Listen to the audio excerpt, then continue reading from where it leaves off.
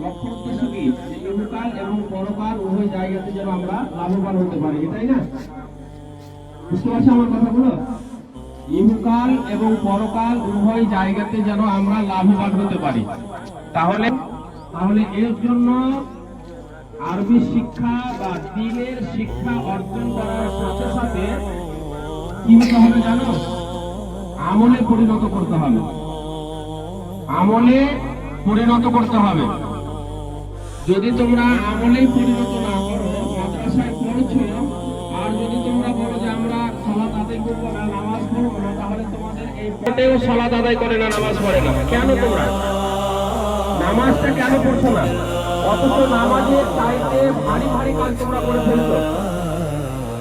এখন বেশিরভাগে আমি মনে করি যে Peace upon the Prophet, mercy and light, hearts find rest in the name of Allah.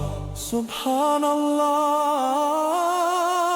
Alhamdulillah, Allahu Akbar.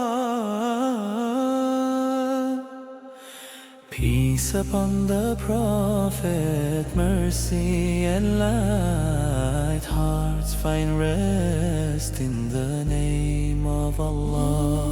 Subhanallah.